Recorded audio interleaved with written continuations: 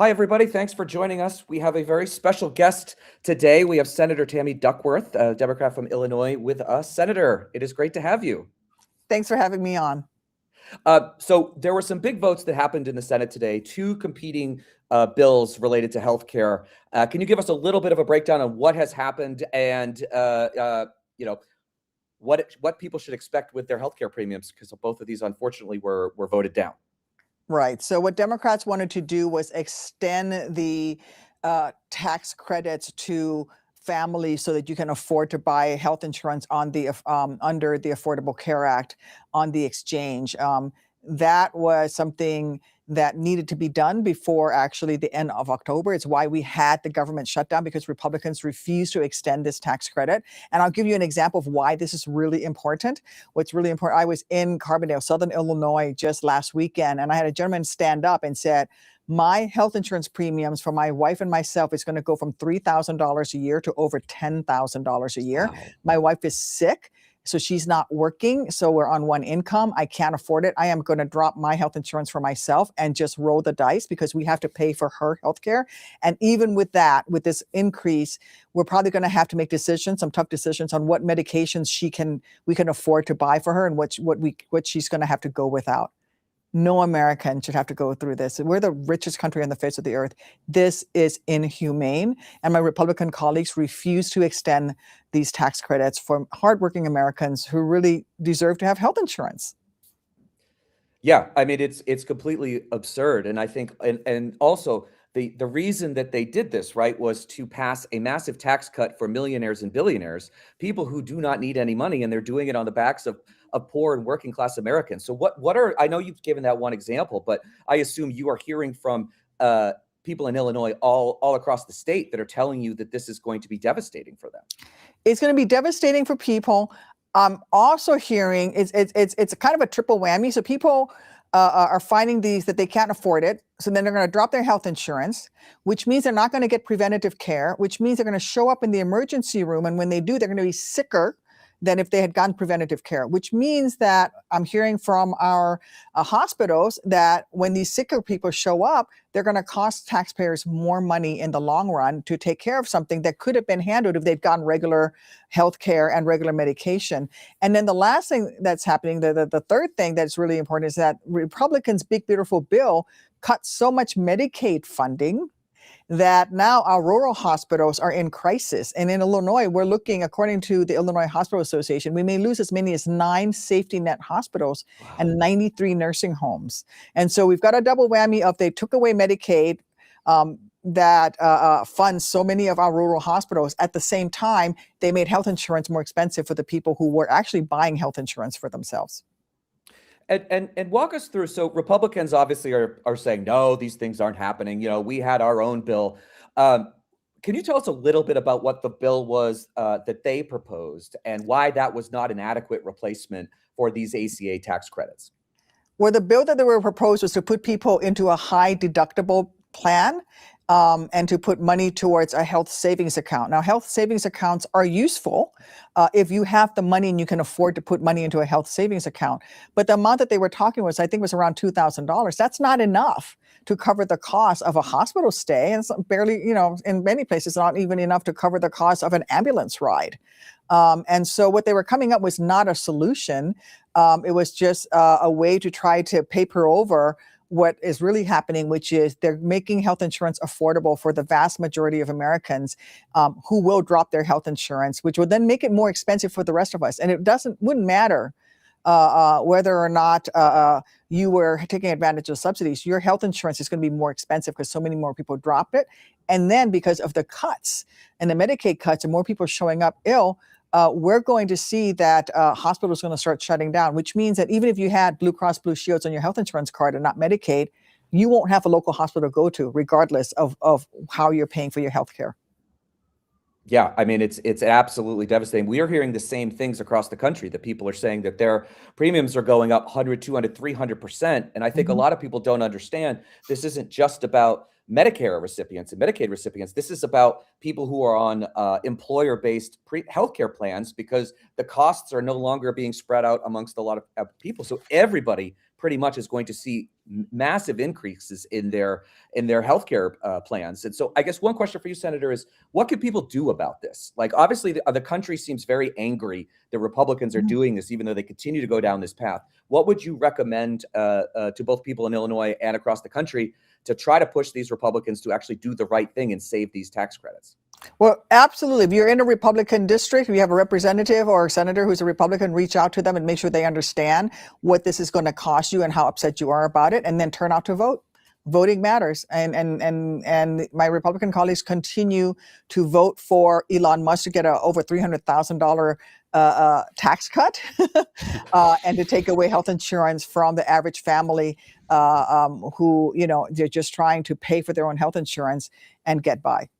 Yeah, I think one of the things that a lot of folks are confused about is that veterans' health care is not safe right now either. The Trump administration is doing everything that they can to undermine the entire VA healthcare system and to, at the same time, take money away from it, push veteran patients out into the private sector where there's also a shortage of providers. So what they're doing is they're saying, and I heard on CNN Senator Ron Johnson talking about this yesterday, that the free market that they're putting veterans and ever more Americans into is not cheaper. It is devastating, and it is going to leave everyone with just even more debt than they've got.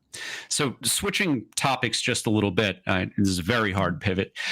Senator, you had a hearing with the Armed Services Committee this morning talking about the domestic deployment of troops, which has been an issue that Donald Trump has brought to your state. Can you tell us what happened at this hearing today? Yes. So they basically did, the Trump administration officials did three incredibly astonishing things. One, they refused to rule out the possibility that this mission could expand beyond federal protection. In theory, these troops are there to protect federal property from rioters and federal officials like DHS and ICE agents from violent rioters. So their job is to protect the feds and to protect federal property. But in this hearing, they said, you know what, we can see us expanding beyond this federal protection mission. And in fact, Secretary Hegseth has ordered a special unit be formed in the National Guard in order to be a quick reaction force to respond on a policing function, which, by the way, is illegal. They also refused to rule out the possibility that troops could be deployed for that law enforcement function. And they argued that they can actually do this because the governors of some of these states are supportive of it. But so then what you have is in Illinois, our governor said, no, you can't activate our military to do a law enforcement function. So they sent in Texas National Guard. Mm-hmm. So now you have Texas National Guard approved by the governor of Texas to come do law enforcement function in Illinois. Again, completely unconstitutional. And then the third thing, which is incredibly worrying to me, is that they would not commit to providing legal protection for service members who try to protect civilians from federal agent abuse. So in Illinois, we have seen videos of federal agents slamming children to the ground. There was a sniper on the third floor of a building who shot a priest who was praying in the head with pepper bullets. And so if a National Guardsman stepped forward to help that child that's being, violently slammed to the ground by a federal agent, they could come under legal jeopardy under the military for not, for stepping in. And the DoD said, you know what, we're not going to provide legal protection. So they're putting our military men and women in legal jeopardy. I think that is the Trump administration's entire game here, is they are putting troops on the streets hoping that they are targets. And we've seen this tragically happen in Washington, D.C. Mm-hmm. It doesn't matter what the motivation of the individual was. There is one service member who was killed and another service member, both from West Virginia, who was seriously injured. There was no reason for them to be on the streets. And now in Washington, D.C., the D.C. police are escorting the National Guard, which makes absolutely no sense. If there's a crime problem, the police should be addressing the crime, not escorting service members. Now, what you've laid out with this lack of providing troops any cover, can you explain how much of an erosion it is of the military and of our national security when Republican governors are authorizing their troops and to send them into other states to perform these police actions, and what kind of impact is that going to have on the military moving forward?